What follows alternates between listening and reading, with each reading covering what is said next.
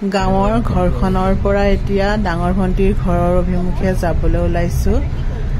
ওচৰৰ পৰা গলে গৈ তাই বহুতেই বেয়া পাব আৰু আহি আহি তাই ঘৰখন পালোহি। আৰু গাঁৱৰ পৰিৱেশত বহুতেই ভাল লাগে। তাই ঘৰখন চাৰিওপিনে নদন বদন। এয়া তাই শাহুৱেক। কঁকালটোও পৰিছে আৰু কাণেও নুশুনে, চকুৱেদিও কম দেখা হৈছে। বহুতেই বয়স হৈছে তেওঁ। ঘৰ আহি পালোহি। তাই একদম কঁঠাল এটা ফালি লৈছে আমাক খুৱাবলৈ।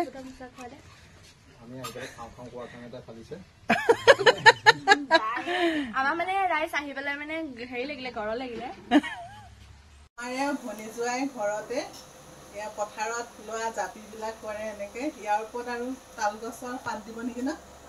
তাল গছৰ পাত দিব। কেনেকে সাজি আপোনালোকক দেখুৱাম ৰ'ব। তেওঁ ঘৰতে বনাই আৰু বহুত মানে বিক্ৰী কৰে। কেইটকা লয় এটা সেই জাপিত? 150 টকা পোৱা। এয়া আমাৰ ডাঙৰ জোৱাই। তেওঁ এতিয়া জাপি বনাই আছে। জাপিবিলাক ধুনীয়াকে সাজি ইয়াত টকৌ গছৰ পাত লগাব শেষত, আৰু এই জাপি হ'লচেলত দিয়ে। ওচৰতে চাৰিওপিনে বাগান থকাৰ বাবে বাগানলৈ নিয়ে হ'লচেলত। আৰু পথাৰ এতিয়া শাওণ মাহত পথাৰতো লাগে জাপিবিলাক, সেইকাৰণে জাপি তেওঁ বহুতেই সাজে। আৰু তেওঁ কুঁহিয়াৰ বাগানো আছে, কুঁহিয়াৰ খেতিও কৰে।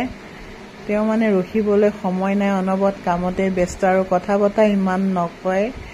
বহুতেই নম্ৰ আৰু ঠাণ্ডা স্বভাৱৰ তেওঁ। মুখত অনবৰত এটা হাঁহি থাকেই তেওঁৰ। আৰু তেওঁ এতিয়া নিজৰ কামত ব্যস্ত হৈ আছে। ধুনীয়াকে তেওঁ এয়া জাপিটো সাজি আছে। এয়া ভণ্টিহঁতৰ ভোট জলকীয়া লাগিছে। এতিয়া আমাৰ কাৰণে ভোট জলকীয়া ছিগি আছে। গাঁৱত মানে চাৰিওপিনে নদন বদন আৰু চব বস্তুৱে পোৱা যায়, সেইকাৰণে ভাল লাগে। এজোপা এজোপা ভোট জলকীয়া আৰু এইপিনেও আছে না? এইপিনেও আছে। কেইজোপা আছে টোটেল? 9 জোপা। এইটো লাইনত আছে ন? চবতে লাগিবলৈ ধৰিছে গৰমৰ।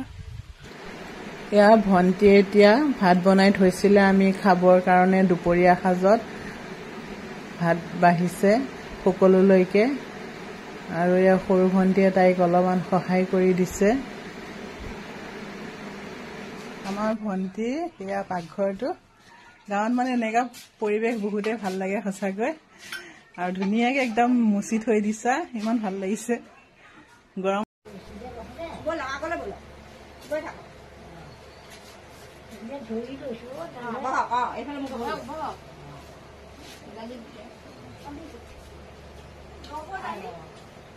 হ'ব।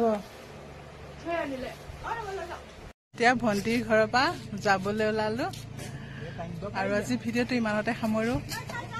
বাই।